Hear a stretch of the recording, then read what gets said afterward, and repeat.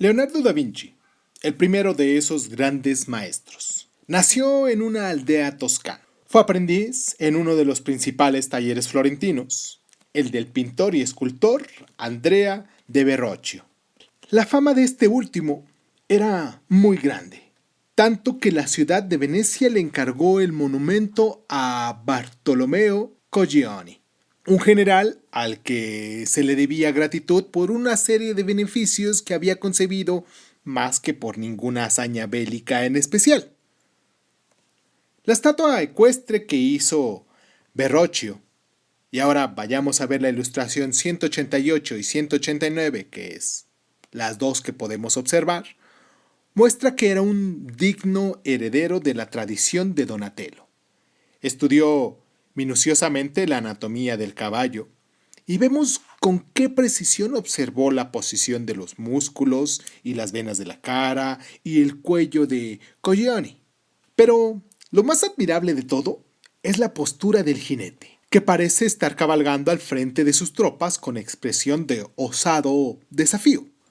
En estos últimos tiempos nos hemos familiarizado tanto con estas estatuas ecuestres en bronce que han venido a poblar nuestras ciudades representando a más o menos dignos emperadores, reyes, príncipes y generales que necesitamos un tiempo para darnos cuenta de la grandiosidad y la sencillez de la obra de Verrocchio. Estriban estas en la precisa silueta que ofrece un grupo desde casi todas sus facetas, así como la concentrada energía que parece animar al jinete armado sobre su montura. En un taller que es capaz de producir tales obras maestras, el joven Leonardo podía ciertamente aprender muchas cosas. ¿Y qué no? Sería iniciado en los secretos técnicos de trabajar y fundir los metales, aprender a preparar los cuadros y estatuas cuidadosamente, procediendo al estudio de modelos desnudos y vestidos, aprendería a estudiar las plantas y los animales curiosos para introducirlos en sus cuadros y recibiría una perfecta capacitación de las leyes ópticas de la perspectiva y en el empleo de los colores. En el caso de otro muchacho cualquiera con alguna vocación, una educación semejante, habría sido suficiente para hacer de él un artista respetable, y muchos buenos pintores y escultores salieron, en efecto, del próspero taller de Verrocchio. Pero Leonardo era más. Era un genio cuya poderosa inteligencia será siempre objeto de admiración y maravillaba a todos los mortales corrientes. Sabemos algo de la condición y productividad de la mente de Leonardo, porque sus discípulos y admiradores conservaron cuidadosamente para nosotros sus apuntes y cuadernos de notas. Miles de páginas cubiertas de escritos y dibujos con extractos de los libros que leía Leonardo y proyectos de obras que se propuso escribir. Cuanto más se leen esos papeles, menos puede comprenderse cómo un ser humano podía sobresalir en todos esos dominios diferentes y realizar importantes aportaciones en casi todos ellos a la vez. Tal vez una de las razones que hicieron posible fue que Leonardo era un artista florentino y no un intelectual. Él juzgaba que la misión del artista era explorar al mundo visible, tal como habían hecho sus predecesores, solo que más cabalmente, con mayor intensidad y precisión. A él no le interesaba el saber libresco de los intelectuales. Al igual que Shakespeare, probablemente supo poco latín y menos griego. En la época en que los hombres ilustrados de las universidades se apoderaban de las autoridades de los admirados escritores antiguos, Leonardo, el pintor, no confiaba más que en lo que examinaba con sus propios ojos. Ante cualquier problema con el que se enfrentase, no consultaba a las autoridades, sino que intentaba un experimento para resolverlo por su cuenta. No existía nada en la naturaleza que no despertase su curiosidad y desafiara su inventiva. Leonardo exploró los secretos del cuerpo humano haciendo la disección de más de 30 cadáveres. Podemos ver la ilustración ahora, 190. Fue uno de los primeros en sondear los misterios del desarrollo del niño en el seno materno Investigó las leyes del oleaje y las corrientes marinas, y pasó años observando y analizando el vuelo de los insectos y los pájaros, lo que le ayudó a concebir una máquina voladora que estaba seguro de que un día se convertiría en una realidad. Las formas de las peñas y las nubes, las modificaciones producidas por la atmósfera sobre el color de los objetos distantes, las leyes que gobiernan el crecimiento de los árboles y las plantas y la armonía de los sonidos. Todo eso era objeto de sus incesantes investigaciones, las cuales habrían de construir los cimientos de su arte. Sus contemporáneos miraron a Leonardo como un ser extraño y misterioso. Príncipes y generales deseaban contratar a ese mago prodigioso como ingeniero militar para construir fortificaciones y canales, así como armas y artificios nuevos. En tiempos de paz, los entretendría con juguetes mecánicos de su propia invención y con diseños para conseguir nuevos efectos en las representaciones escénicas. Fue admirado como gran artista y requerido como músico excelente. Pero a pesar de todo ello, pocas personas podían vislumbrar la importancia de sus ideas y la extensión de sus conocimientos. La causa de ello está en que Leonardo nunca publicó sus escritos y que muy pocos eran los que conocían la existencia de los mismos. Era zurdo y cuidó de escribir de derecha a izquierda, de modo que sus notas solo pueden ser leídas con meditación de un espejo. Es posible que no quisiera que se divulgaran sus descubrimientos por temor a que sus opiniones se encontraran heréticas. Así, hallamos en sus escritos estas 5 palabras. El sol no se mueve, que revelan que Leonardo se anticipó a las teorías de Copérnico, que posteriormente pusieron en un compromiso a Galileo. Pero también es posible que emprendiera sus investigaciones y experimentos llevados simplemente por su curiosidad insaciable, y que, una vez que había resuelto un problema por sí mismo, perdiera su intención en él, porque había muchos otros grandes misterios aún sin explorar. Por encima de todo, es posible que Leonardo no ambicionara ser tenido como hombre de ciencia. Todas sus exploraciones de la naturaleza eran para él, ante todo, formas de enriquecer su conocimiento del mundo visible, tal como precisara para su arte. Consideró que, otorgándole bases científicas, podría transformar su amado arte de la pintura en humilde artesanía en una ocupación honorable y noble.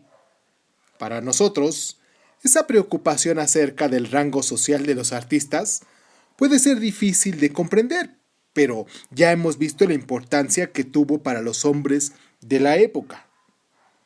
Tal vez, si recordamos El sueño de una noche de verano de Shakespeare y los papeles que un autor asigna a Snug, el carpintero, Bottom, el tejedor, y Snout, el candelero, comprendamos el fondo de ese forcejeo. Aristóteles había codificado el esnovismo de la antigüedad clásica haciendo distinciones entre las artes que eran compatibles con la educación liberal, las llamadas artes liberales, entre ellas la retórica, la lógica, la gramática y la geometría, y ocupaciones que entrañaban trabajar con las manos y que por lo tanto eran serviles, estaban debajo de la dignidad de un noble. Ambición de hombres como Leonardo fue mostrar que la pintura era un arte liberal y que la labor manual que suponía no era inferior al trabajo que suponía escribir poesías. Es posible que este punto de vista afectara a menudo las relaciones de Leonardo con sus clientes. Tal vez no quiso ser considerado propietario de un taller al que pudiera ir cualquiera a entregar un cuadro. En todo caso, sabemos que con frecuencia Leonardo dejó de cumplir encargos que se hicieron. Comenzó cuadros que dejó sin concluir, ignorando la insistencia de los clientes. Además, no dejaba de insistir en que él era quien decidía cuándo podía considerarse acabada una obra y no la dejaba salir de sus manos si no estaba satisfecho con ella.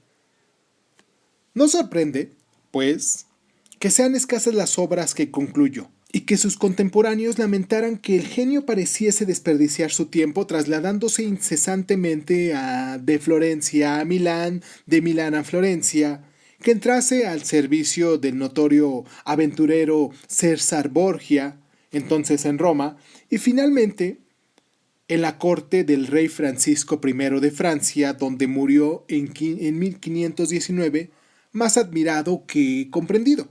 Por singular desventura, las pocas obras que Leonardo terminó en sus años de madurez han llegado a nosotros en muy mal estado de conservación.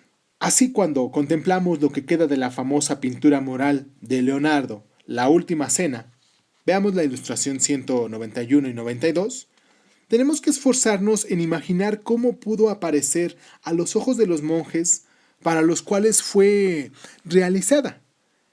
La primera ocupa una de las paredes de un recinto oblongo, empleado como refectorio por los monjes del monasterio de Santa María de la Grazia de Milán. Hay que imaginarse el momento en el que se descubrió la pintura, y junto a las largas mesas de los monjes aparecieron las imágenes de Cristo y sus apóstoles. Nunca se había demostrado con tanta fidelidad y tan lleno de vida el episodio sagrado. Era como si se hubiera añadido otro comedor al de ellos, en el cual la última cena había alcanzado forma tangible. Con cuánta precisión caía la luz sobre la mesa, confiriendo cuerpo y solidez a las figuras. ¿Acaso lo primero que maravilla a los monjes fuera el verismo de todos los detalles, los platos del mantel y los pliegues de los ropajes? Entonces, como ahora, las obras de arte eran juzgadas a menudo por la gente culta en razón de su naturalismo. Pero esta pudo haber sido tan solo la reacción primera. Una vez que admiraron suficientemente la extraordinaria ilusión de realidad, los monjes considerarían de qué modo había representado Leonardo el tema bíblico. No había nada en la obra que se asemejase a las viejas representaciones del mismo asunto. En las versiones tradicionales se veía a los apóstoles sentados sosegadamente en torno a la mesa. Solo Judas quedaba separado del resto, mientras Cristo administraba serenamente el sacramento. La nueva representación era muy diferente de cualquiera de esos cuadros. Había algo dramático y angustioso en ella. Leonardo, como Giotto antes de él, habían retornado al texto de las Escrituras. Se habían esforzado a hacer visible el momento en el que Cristo pronunciaba las palabras: «Yo os aseguro que uno de vosotros me entregará». Y muy entristecidos, cada uno de los apóstoles le dice: ¿acaso soy yo, Señor? Esto lo podemos ver en la Biblia en Mateo 26, 21, 22.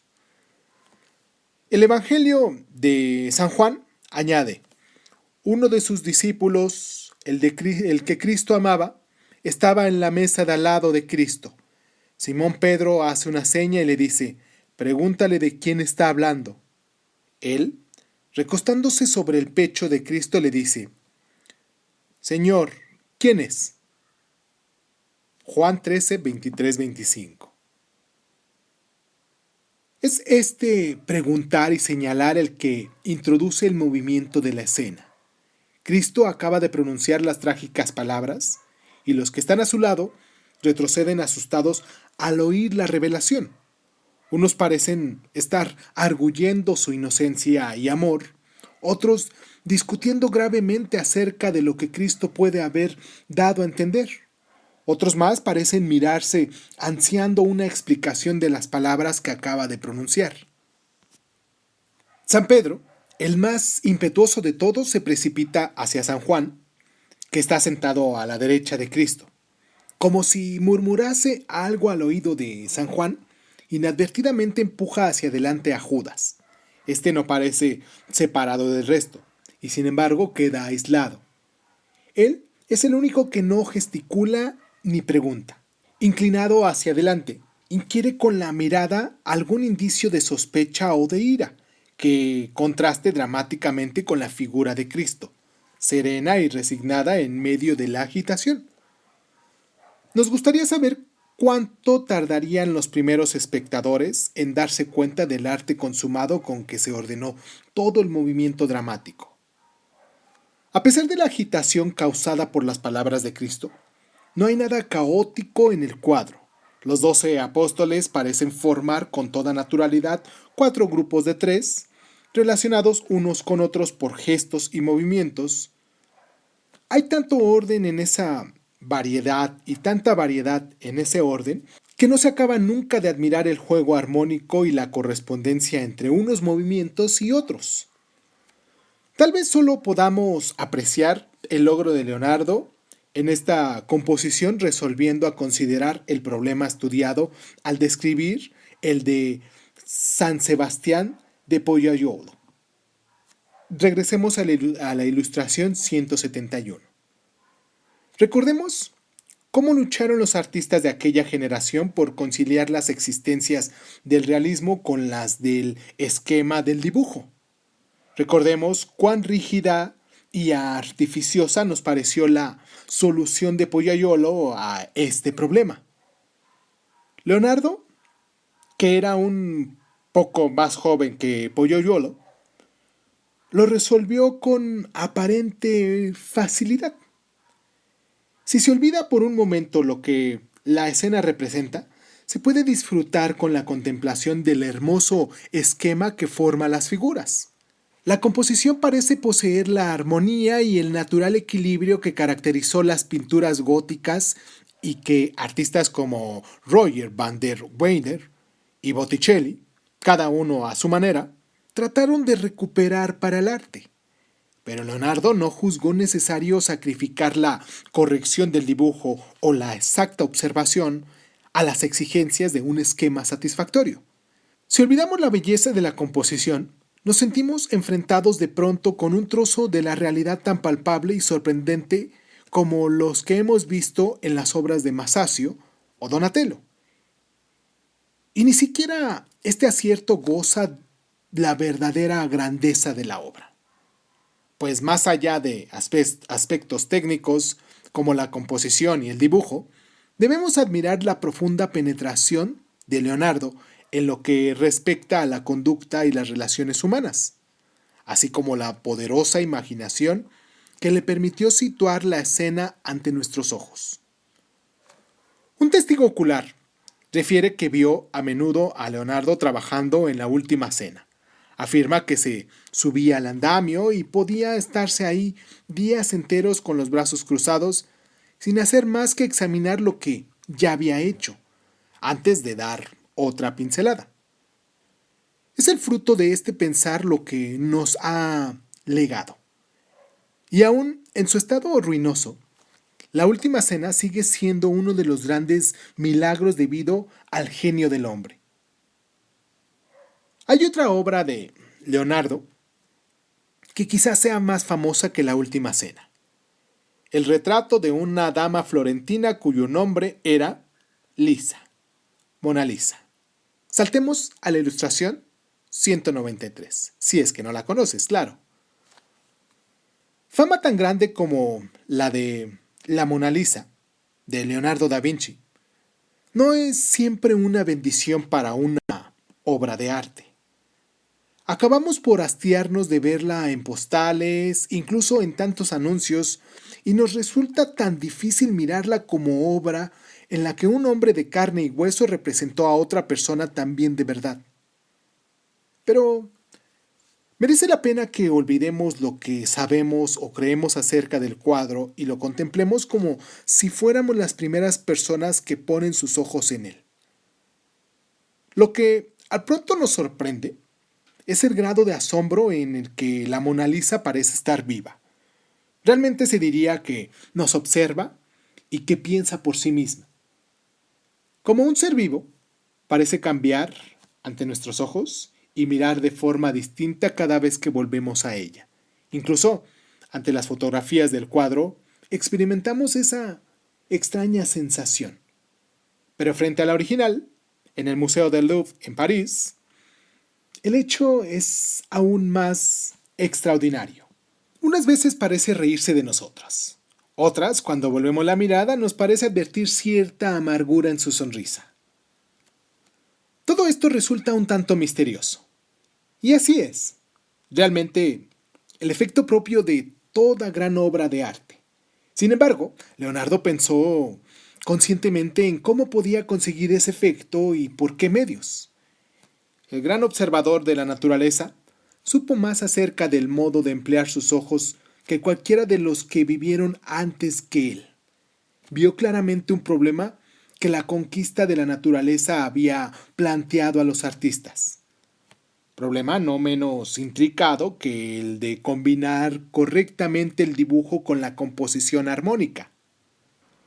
Las grandes obras de los maestros del Quattrocento italiano, siguiendo la vía abierta por Masaccio, tenía algo en común. Sus figuras parecían algo rígidas y ásperas, casi de madera. Lo curioso es que, por supuesto, la culpa no era de una falta de paciencia o conocimientos. Nadie más paciente en sus imitaciones de la naturaleza que Van Eyck. Veamos la ilustración 158. Nadie que supiera más cerca de la corrección en el dibujo y la perspectiva de Magenta. Ahora saltemos a la ilustración 169. Y sin embargo, a pesar de toda la grandiosidad y lo sugerente de sus representaciones de la naturaleza, sus figuras más parecen estatuas que seres vivos. La razón puede estribar en que cuanto más a conciencia copiamos una figurilla, línea a línea y detalle a detalle, menos podemos imaginarnos cómo se mueve y respira realmente. Parece como si, por ensalmo, el pintor la hubiera inmovilizado en un espejo para siempre, como ocurre en el cuento de la Bella Durmiente. Los artistas intentaron vencer esta dificultad de distintas formas. Botticelli, por ejemplo, en su pintura, en la ilustración 172, trató de realizar en sus cuadros la ondulación de los cabellos y los flotantes adornos de sus figuras para hacerlas menos rígidas de entornos. Pero solo Leonardo encontró la verdadera solución al problema. El pintor debía dejarle al espectador algo por adivinar. Si los contornos no estaban tan estrictamente dibujados, si la forma se alejaba algo vaga, como difuminada con las sombras, se evitaría la impresión de dureza y rigidez. Esta es la famosa invención de Leonardo que los italianos denominaron sfumato. El contorno borroso y los colores suavizados que permite fundir una sombra con otra y que siempre dejan algo a nuestra imaginación. Si volvemos ahora a contemplar Mona Lisa, vayamos a la ilustración 194, comprendemos algo de su misteriosa apariencia. Vemos que Leonardo ha empleado los recursos del esfumato con deliberación extrema.